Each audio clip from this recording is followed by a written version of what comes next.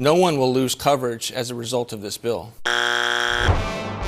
There's a saying, a theory in legal circles. It's called falsus in uno, falsus in omnibus. And it means false in one thing, false in all things, false in everything.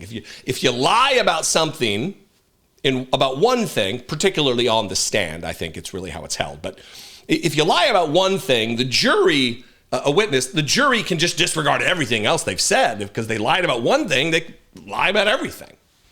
And this is the Trump mantra. This is all the sycophants and bootlickers and just ass kisses that are satellites floating around the head of Donald Trump. Russell Vought in this case. They're liars. And when they lie about something small, like I'm getting ready to show you, you can rest assured that they lie about the big things. However, I'm not just going to have you take my word for it that he's lying about the second thing, because we got the evidence. We got the facts. We've got the independent projections about cutting Medicaid and what it's going to do to people's insurance. Nearly 14 million. Now I'm getting ahead of myself. So falsus in uno, falsus in omnibus, right? I'm going to play this clip. I got two clips from him with Dana Bash on CNN this weekend. And he is just a freakish liar. She plays tape of him saying that he wants to traumatize Americans who work for the federal government. He wants them in trauma. He wants them waking up hating the prospect of going to work because it's so miserable there, that they are under siege, and he wants them traumatized. She plays it, and he does the classic Trump nonsense where he's like, "You took it out of context. You're cherry picking the quote," he says. And while you're watching him lie, I want you to remember that this is a guy who is a white Christian nationalist, who purports to be. He puts himself out there to be. He is a self-proclaimed mighty, righteous man of God, a follower of Jesus, right? Not a guy who would lie, a guy who has dedicated his life to the teachings and philosophies of Jesus the Christ. Watch this clip from Dana Bash and then watch him lie. And do it in any way you can, and also to pull as much power into the executive branch as possible. You're very open about that. One of the things that you said in 2023 was specific to federal workers. I want to play that for our viewers. We want the bureaucrats to be traumatically affected. We want, when they wake up in the morning, we want them to not want to go to work. Because they are increasingly viewed as the villains. We want to put them in trauma. Is that your goal as OMB director? Look, I love how you cherry-picked the quote on trauma. What I was referring to there was the bureaucracy. We do believe there's weaponized bureaucracy. We do believe that there are people who have been part of administrations that are fundamentally woke and weaponized against the American people. When you have the EPA put a 77-year-old Navy veteran named Joe Robertson in jail for doing ponds to fight wildfires on his lawn. That's not just the FBI, it's the EPA, and we do want to defund and put those bureaucracies out of business. But I have great people at OMB, there are great people at the FAA, there are great people at the NIH who are doing hard work and important public service activities. And I think it's important to provide the full context of what people like me have said in the past. But we're not going to receive pushback from the notion that we're going to dramatically change the deep, woke and weaponized administrative state. Yeah, no, I mean, again, you've been very, very open about that being your goal. And that's what we have seen with these DOGE cuts. You're trying to not just sort of save money, but also change the scope and the way that these agencies are run and be less independent. I mean, you've been very clear about that.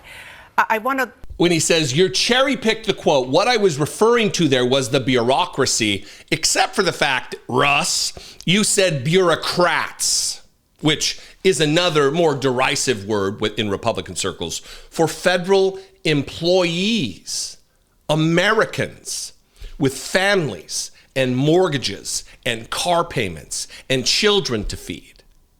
You want them in trauma. Not the bureaucracy. You said bureaucrats. Lying, just like Jesus would, right? So remember, falsus in uno, falsus in omnibus. Here's the next clip where they're talking about how many millions of Americans will lose their health coverage, as estimated by, we're going to get to this, the several independent arbiters of who have analyzed this bill that Republicans just passed in the House. 14 million, by the way, that's the number, 13.7 million. Watch him lie. This guy who claims to be the thing he claims to be, mighty, righteous Christian, not a liar, totally dedicated to the truth, wants to follow the commandments, wants to obey Jesus Christ as his deity, yet he absolutely bastardizes his faith and lies on an international broadcast. Watch this. The other reason why we're seeing some pushback is because of the Medicaid cuts that were passed by the House and that are going to go into the Senate. There was a town hall, which I'm sure you saw. Iowa Senator Joni Ernst was asked, it was pretty raucous, about the Medicaid cuts. And she responded by saying, people were saying that people are going to die. And she said, we're all going to die.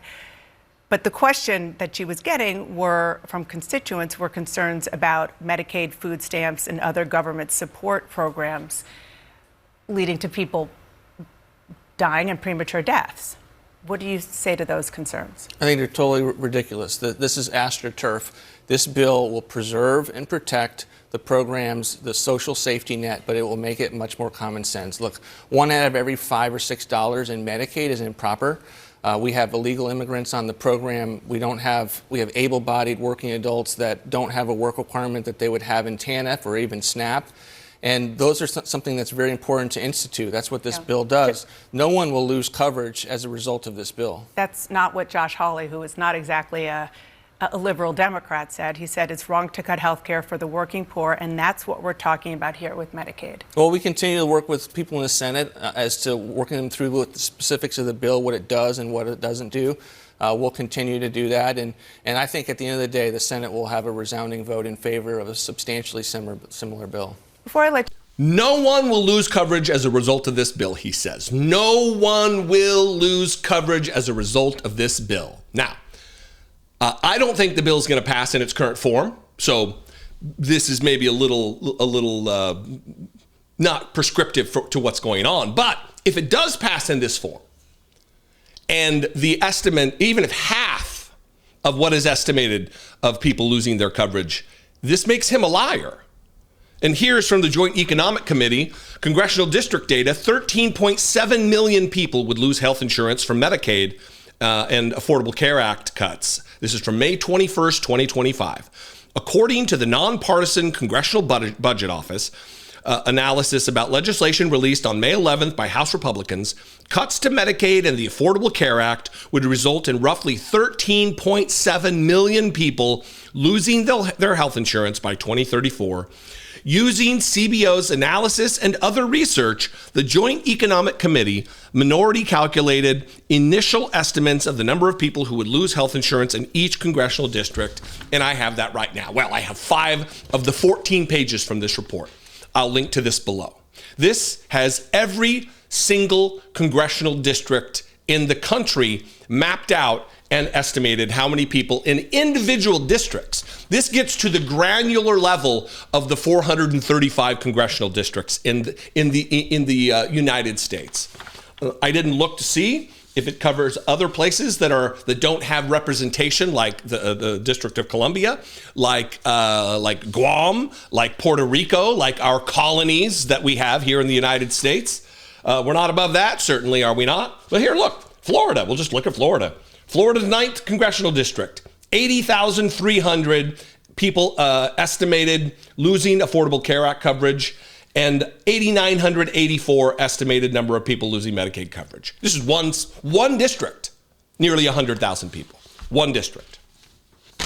Alabama. Here we go. Top one. Alabama won. 23,500 will lose Obamacare. If you're on the exchange, you will lose your coverage. 6,500 will lose their Medicaid coverage. And as Russell Vought says, no one will lose their coverage as a result of this bill. Falsus in uno, falsus in omnibus. What do you think? I would appreciate your feedback on this. We need to be pushing back on these things especially hard because of the fact that this isn't sexy, like some viral moment from some dumb shit like Marjorie Taylor Greene or Lauren Boebert or any one of these other idiots. This is about finance. This is about healthcare. These are about things that typically don't get the clicks. It is up to all of us. It is our obligation as good and decent people, people who are humanitarians, people who care about our fellow individuals, whether they be citizens or not. It's up to us to spread the word about these things. Anyway, what do you think? You can comment below. You can also call the voicemail line, 714-576-4054. Of course, you can email me, as always, daily@dollemore.com. I'm going to go. I love and appreciate you very much. I'll see you next time. Until then, be genuine. Take care of one another.